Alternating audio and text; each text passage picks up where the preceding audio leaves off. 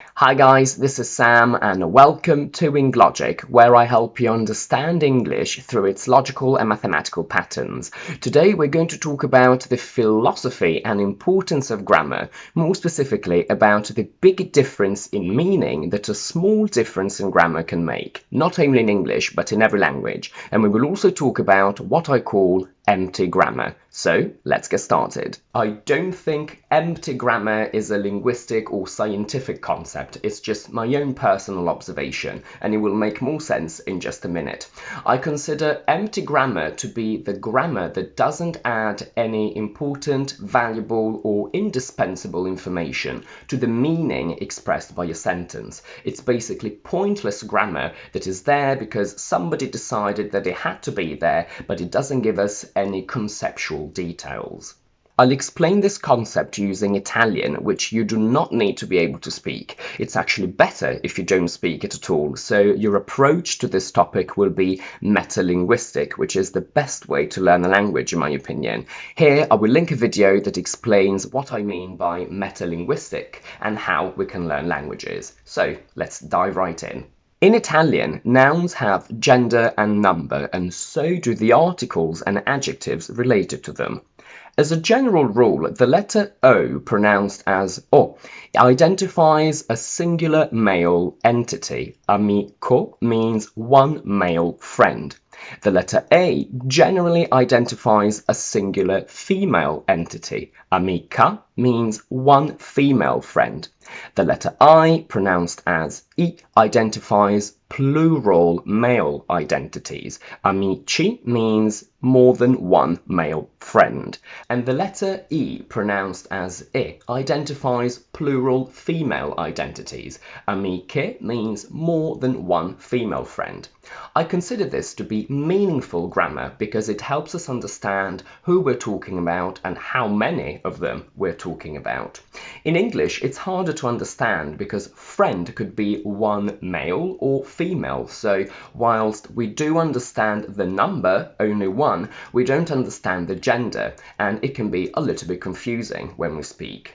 Let's have a look at what happens when articles and adjectives are added to the picture. And we need to remember that in Italian, articles and adjectives inflect, meaning that they change according to gender and number. The only difference between these two English sentences is that friend becomes friends. So we understand that in the first sentence we're talking about a singular entity, whereas in the second one it's a plural one. But we wouldn't understand that from my, good looking, tall, and rich because they all stay the same. They are invariable, they don't inflect. In Italian, however, we would be able to understand gender and number from every single one of these words. The first English sentence can be translated into two versions in Italian. One with all words ending in O identifying a singular male entity, and one with every single word ending in A identifying a singular female entity. And the same goes for the plural version of this sentence. The first word in all of these Italian sentences is the article the, which we don't use in English in this context. But as you can see, based on gender and number, in Italian we have four options to say what we say in English with just one simple word, the. And to be completely honest, there are two more options in Italian, bringing it to a total of 6 ways of saying the simple word the. The adjective good-looking in English can be translated into 4 variations in Italian based again on gender and number. Whilst I think it's important to decline the word friend according to gender and number so we know exactly who we're talking about, I find it completely unnecessary to change all the articles and adjectives related to this word because doing that doesn't add any meaningful information to the concept of the sentence. If I say amici, I already know that I'm talking about a plural male identity, so transforming all the adjectives and articles into a word that ends in I doesn't really tell me anything new, and I consider that to be empty grammar. Let's analyse some empty grammar of English compared to other languages. I don't speak Chinese, but from what I understand from my Chinese students, Chinese doesn't have tenses, meaning that they would say something like, yesterday I go to the cinema, today I go to the cinema, and tomorrow I go to the cinema. They don't need to conjugate the verb go because they understand the time through other particles and elements of the sentence, in this case, yesterday or tomorrow. So technically, we could say that conjugating verbs into tenses could be irrelevant and unnecessary, so that could be considered empty grammar. In Hungarian, nouns are in their singular form after a number, so they would say something like 10 book, because saying 10 already tells us that it's more than one book, it's plural. So adding an S to book, like we would do in English, actually doesn't tell us anything new, so it is technically empty grammar. A lot of languages don't use articles and they simply omit the or a. Now, whilst I think that sometimes they do add some kind of conceptual depth, if a lot of other languages have survived for thousands of years without them, they must be irrelevant. Why am I even telling you this in the first place? I want to bring your attention to the fact that whilst every language has some degree of empty grammar that we simply need to learn and to know how to use, even though it doesn't tell us anything important, we mustn't underestimate the subtle differences in the meaningful grammar of a language and the impact that these differences have in the meaning of what you say. Some students may think that will or a preposition or an ing form is just empty grammar that we simply need to learn and use correctly if we want to pass an English exam, but they can actually affect the meaning of the sentence radically and they can therefore hinder the conversation, so we need to make sure we use them correctly. Once again, we will start from Italian and then we'll move on to English. In this sentence, the verb comprate is the indicative form of the verb to buy, and it means you buy. In Italian, the combination of the word before it, perché, plus indicative makes it so that the word perché means because, and this sentence translates into I cook less because you buy more ready meals, so there's no need for me to cook. The only difference in the second sentence is that we've added an I to the verb comprate, which is now compriate, which is the subjunctive of the verb to buy, which in English still translates into you buy. But what's very interesting to see is that in Italian, the combination of the word before it, perché, plus subjunctive transforms perché into so that. So the sentence now translates into I cook less so that you buy more ready meals. So if you're learning Italian, you might think, oh, it's just one stupid letter, who cares, surely they will understand if I get it wrong. But actually, if you say the wrong sentence to me in Italian, I would understand something completely different and our conversation wouldn't work. Let's now go back to English. These two sentences are grammatically correct, but because we've added will to the second one, they convey a very different meaning. So using will correctly doesn't only allow you to pass an English test, but it conveys a different concept. In the first sentence, when you come home, I cook is in the simple present, which conveys the idea of routine. So the meaning of this whole sentence is that every day you come home and every day I cook when you come home. In the second one, I will cook is in the future simple, meaning that it refers to a single future event. So this sentence doesn't tell me that this happens every day. It will only happen, for example, tonight. So after you arrive home tonight, I will cook for you as a treat or a surprise, but it will not happen tomorrow.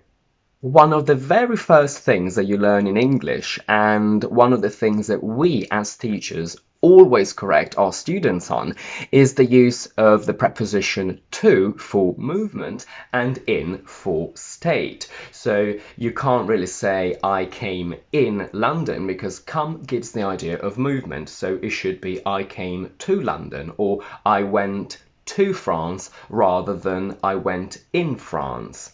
But it's not because it's technically grammatically incorrect. You can actually use in these sentences, but it gives a completely different meaning. In the first sentence, last week I went to Spain. Go to gives the idea of moving your body from point A to point B. So the meaning is that initially you were in London and then you were in Spain. One of the informal meanings of the verb to go is to use the toilet to pee or poo. So if you say that you went in Spain, what my brain instantly understands is that last week you were already in Spain and you used a Spanish toilet.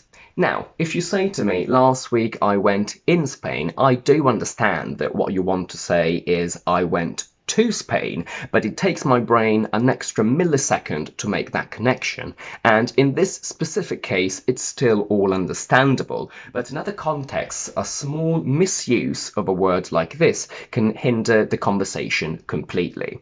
The other day, something very interesting happened. A student asked me a question and I gave them the explanation, and then I said, I hope this helps.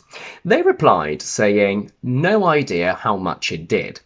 I was a little taken aback because I could feel that something was not quite right in their reply, but I couldn't quite put my finger on it. And then I realized what happened. So let's have a look at these two sentences. If A says, I hope this helps, and B replies, no idea how much it did, no idea actually means I have no idea. So B is saying to A that B itself doesn't really understand how much it helped. So B doesn't understand if my explanation is useful at all. What my student wanted to say was, you have no idea how much it helped, because saying you have no idea means that B is telling A that A helped a lot. So much so that A can't even imagine how amazingly useful its help was. This next example also happened to me while I was texting with an Italian friend in English, and she tried to use an idiom because it's always good to use them. And I was in stitches when it happened because up until that point I'd never realized how important one single letter can be, just like we saw earlier with the Italian sentence. I told her a blatant lie as a joke, and she wanted to use an idiom that meant that I should stop lying as a joke. And what she wrote was, stop pulling my legs. And it took me a good 10 seconds to understand what was happening, because the idiom that she actually wanted to use was, stop pulling my leg. Singular. To pull someone's leg means to tell a lie as a joke, but if you use the plural to pull someone's legs, I understand the physical and literal meaning of someone pulling your legs, and that was very funny for me to read. Another seemingly silly mistake could be mixing up car race and race car, but for us it's very important. If you say car race, I understand a competition of cars, but if you say race car, I understand a car that was built and designed to take part in races. Potentially the number one most hated difference by foreigners is the one between simple present and present continuous. So let's imagine that I am in the kitchen eating. You come into the room, you see me, and most foreigners would ask me, what do you eat? But let's have a look at that. If you say, what do you eat, you're using the simple present, which my brain understands as the concept of routine. So what I understand is that you're asking me what I eat regularly, so what kind of diet or food preferences I have. So you're asking me if I am a vegetarian, a vegan, or gluten-free or dairy-free. But what you actually want to say is, what are you eating? Because that's present continuous, which refers to something happening right now. So you are referring to the food that I have in my plate right now. Another very subtle but crucial difference is between these sentences. I lived in London for 3 years and I've lived in London for 3 years. In the first one, we have the simple past plus for, which gives us the idea of a completed action in the past, meaning that right now you don't live in London, but you were in London for 3 years at some point in the past. But if you use the present perfect, I have lived, plus for, this creates a very important construction called duration form that refers to an action that started in the past and is still happening, meaning that as you're saying the sentence, you are still in London and your action of being in London started 3 years ago.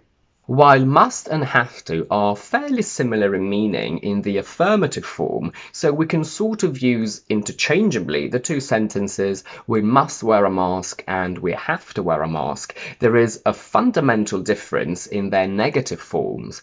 After the COVID restrictions are lifted, what should we say? We mustn't wear a mask or we don't have to wear a mask? These are both correct, but they give a very different meaning. Mustn't is used for prohibition, for a ban. So if you do something that you mustn't do, that's very bad and potentially illegal. So if you say we mustn't wear a mask, means that if you wear a mask, you will go to jail. Don't have to, however, gives the idea of option. So you can wear a mask if you want to, but you don't have to. So it's not compulsory. So if you don't wear it, it's absolutely fine. So after the restrictions are lifted, we don't have to wear a mask. So it will be your choice to wear it or not. And that's it for today. I hope this video has shed some light on the importance of grammar in some contexts. And if you liked it, please don't forget to give it a thumbs up and to subscribe to my channel down below. And please do let me know in the comments what you think about the empty grammar of English and if you can think about other examples, and also let me know about the empty grammar of your native language. And in the meantime, I will see you next week with my next video.